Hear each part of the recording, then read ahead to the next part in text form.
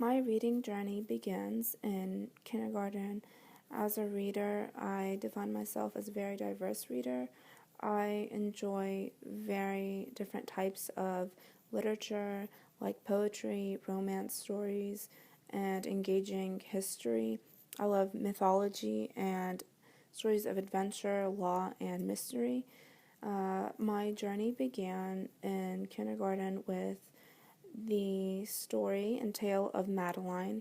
It's about a French girl who is in an orphanage and she takes adventures and she's very loving to her family and to her sisters and to her caregiver.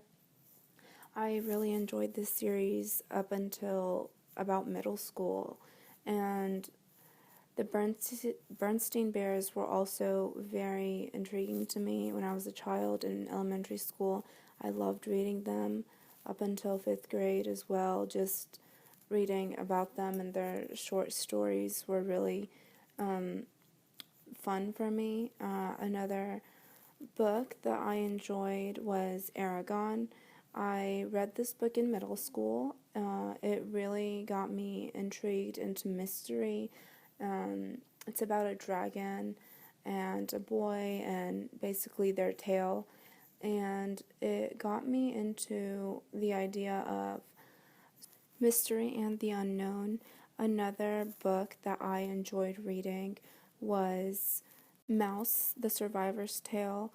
It is the first graphic novel that I had ever read. It got me interested into history.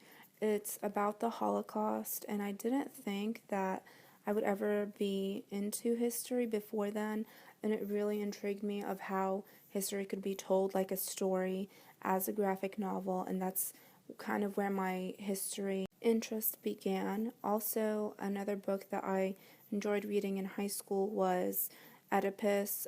It got me into Greek mythology and the history of the Greeks and what they believed in and their gods and goddesses. After high school, I didn't have much time for personal reading. A lot of the things that I would read were news articles and magazines. They were all online, and I would usually read them off social media, mainly off of Facebook. The most website I visited was probably Facebook, and it kept me updated on what is going on around the world. Also, off of Facebook, I would read women's health magazines, workout magazines, celebrity magazines, and I would keep in touch with everything through Facebook. One last website I would always go to for medical advice would be the MD Web website.